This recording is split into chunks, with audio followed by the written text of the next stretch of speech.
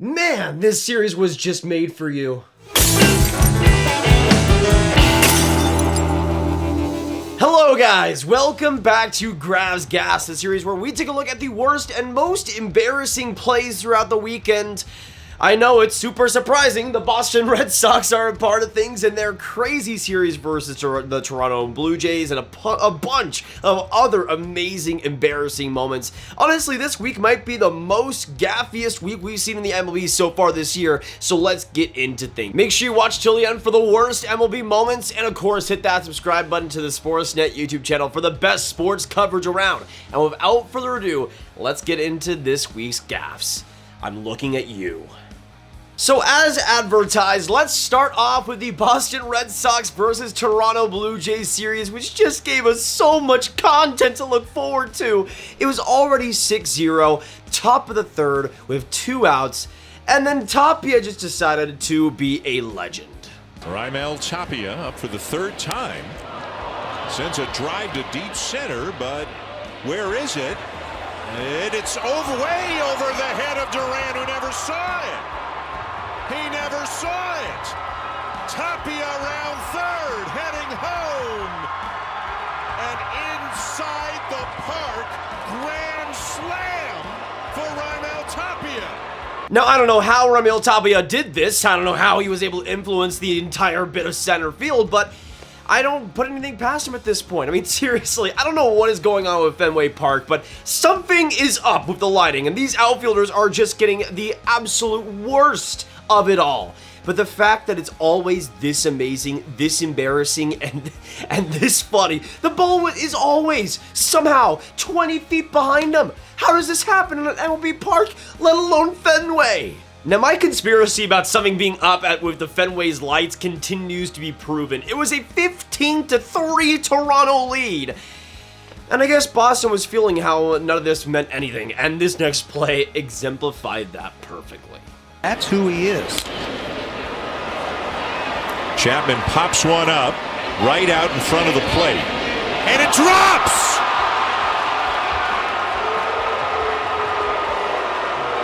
Nobody even got a glove on it. Nobody got within 3 feet of it. And another run comes in to score. Just imagine you paid hundreds of dollars to go to Fenway Park. You're down 15-3. You've already seen that horrible play at center field.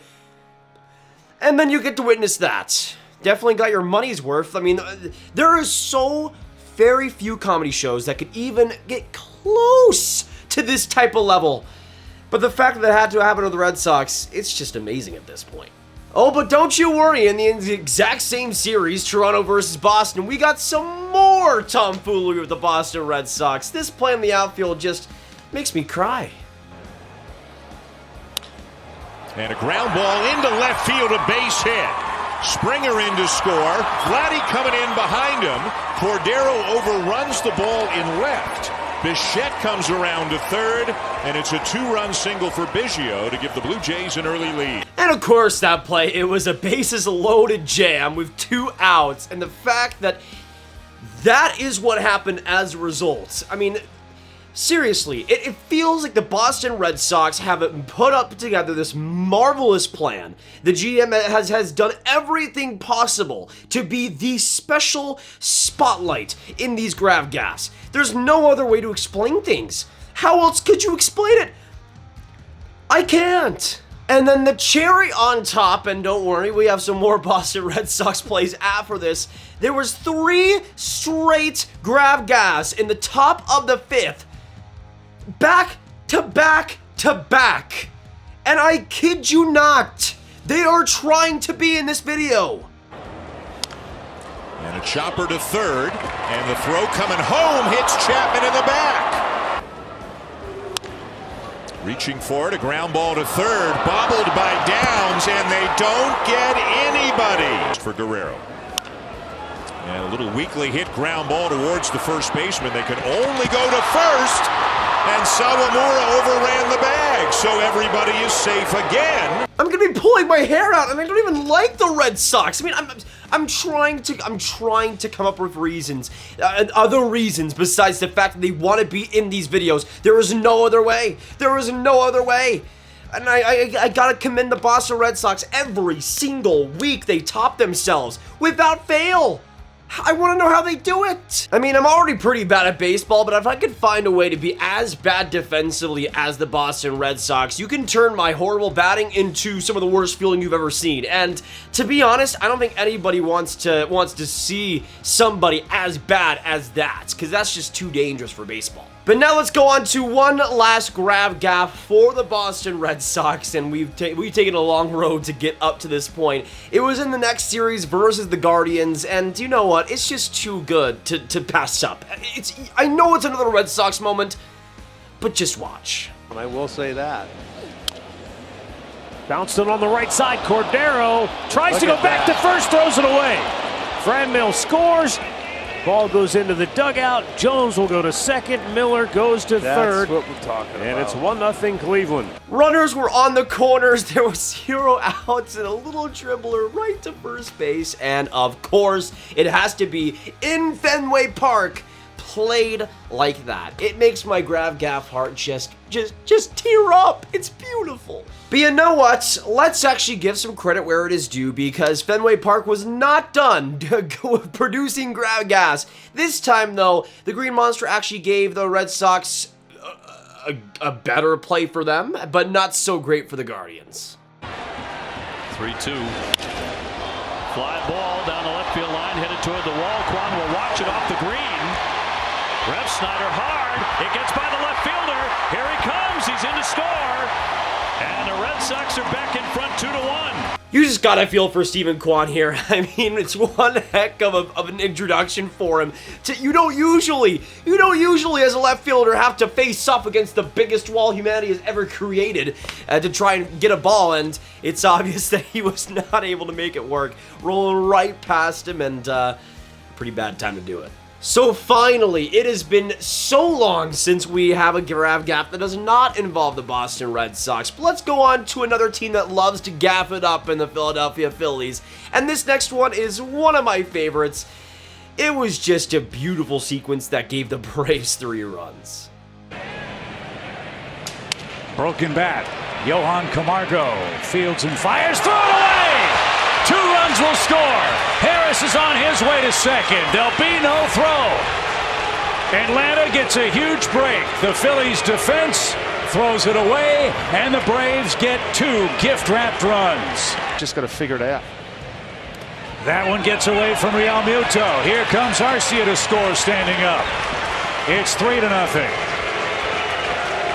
Well, you hardly ever see that by Real Muto, one of the best catchers defensively in the game. And there was no other way the Phillies could have done this. It was 0-0, bases loaded, 2 outs. And of course, whatever the heck that was at first against the knife hole, it was awful. And then the wild pitch right after that, and the 3 spot was already made. I mean, a great job by the Braves taking advantage, but really, they should come to expect it with Philadelphia. But you know what? The baseball gods have a great sense of humor, and in the exact same inning, this time in the bottom of the second, it was at one of the greatest bounces I think I've ever seen. You will never guess where this ball ends up. So it was always cool seeing him at those games and being able to talk with both of them. Oh, wow. How about that? That takes a Phillies special bounce. 2 runs will score, Stotts to second. That's going to be a bad hop double that'll drive in 2, and it's a 3-2 ball game. So my brother is a first baseman. I played some first base in my time. Usually when a ball is coming at you from the ground, you expect to back up a little bit, be able to get it right around your chest, glove it out, and then maybe flip it to the pitcher to first base. For Matt Olson, it was not exactly going to plan. He ended up going back like he should have and anticipating the ball bounce. And then it just immediately carved out the far side and just went right past first. And you could tell, I don't think Olson practiced that at home. And the Phillies were able to get quite a great rally because of it. So congratulations for Philly on a great Grav gaff, not on their side this time. But one of my favorite plays of the week, and one of my favorite Grav gaffs of this last week, it was absolutely perfect. The Kansas City Royals were playing the Angels. It was 2-0 for the Angels. Bottom of the I can't even think. Dylan Coleman gets this dribbler and just launches it like he was playing softball at practice. Like, it's so amazing, but I also kind of get why. Pitchers by themselves don't really practice the actual throwing to first base all too often, but to have it in a way different motion, you could see where there was some problems there, but there was a little bit too many problems. That high and that far? The fact that it was from an MLB pitcher it just makes my week. It's just so amazing. Get here, 3-2. Squid with the squib. Oh, that's a high throw, and it gets away. Marsh scores. And Velasquez going all the way to third to throw, not in time. And I'm sorry to Dylan Coleman. I don't really care too much, though, because he's an absolute legend. I mean, how many players can say that they did exactly what Dylan Coleman did? Exactly. He's a beaut for this. But you know what? Even though we've gone through all of the Red Sox plays, all the Philly plays, all these horrible plays throughout the last week, in my opinion, the funniest play, and at least the play that looked the funniest, came in this Rays and Baltimore series, and it just cracks me up every time. In the air to right. Lowe will drip back. Lowe doesn't see it. Lowe lost the ball. Here comes Hayes. Trey's going to go to third. Trey's going to be waved home. Here comes Mancini. He is safe. Save! Save! Save!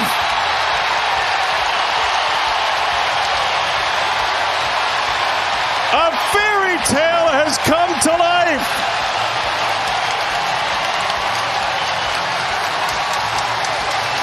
And I gotta admit, I've seen some bad MLB plays in my time, but the form and just the lack of anticipation here by Josh Lowe needs to be researched for how amazing it was. And I'm gonna have producer Nick put a picture here, but as Lowe is going for the ball, all I can see in my head is the fact that he has his glasses on his cap.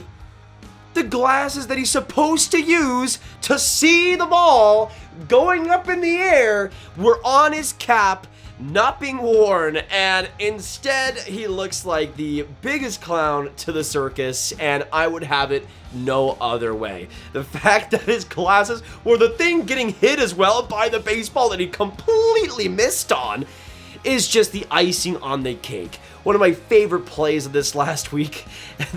Baltimore was able to take the most out of it.